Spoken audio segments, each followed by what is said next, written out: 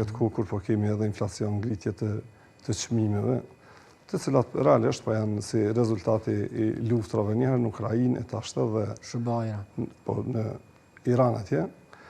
Tash ne bile kemi bërë përpjekje ta bëjmë ndryshimin e buxhetit për vitin 2026, se realisht jemi duke funksionuar me buxhetin e vitit 2025. Edhe kemi pas qëllime edhe më të mëdha, të paktën për shembull në sektorin privat kemi menduar 50% të pagës së cilit të punësuar në sektorin privat t'ja ndojmë tash. Jo vetëm këtë 100 euro, po 50%. Po këto realisht e pengoj opozita. Ta qartësojmë edhe një herë.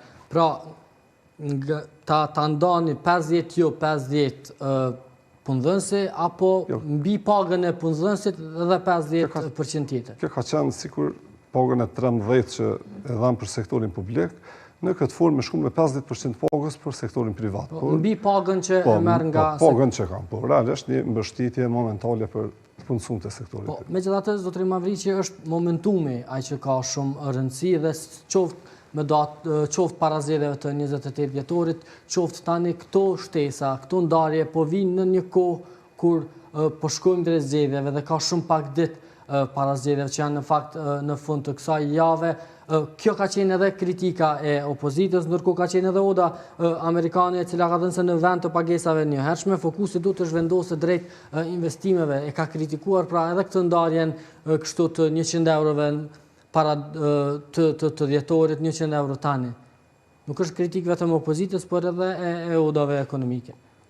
Kryesisht opozita po tenton ta kesh përdorur këto mbështetje financiare edhe për sektorin privat, ashtu në për të punësuar sektorin privat, për nxënësat, fëmijë, nënat lehuna, pensionistët, nuk ka ndodhur vetëm në periudha të zgjedhjeve. Këto kemi në vazhdimsi prej kur e ka marrë mandatin Albin Kurti në vitin 2021.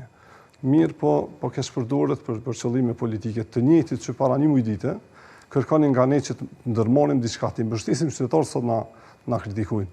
Tash qeveria është qeverinë detyrë, do të mendoj për qytetarët, nuk mund të pres me vendime, të përfundojnë zgjedhjet, marrin vendime, ne do t'ju dalë me ndihmë qytetarëve.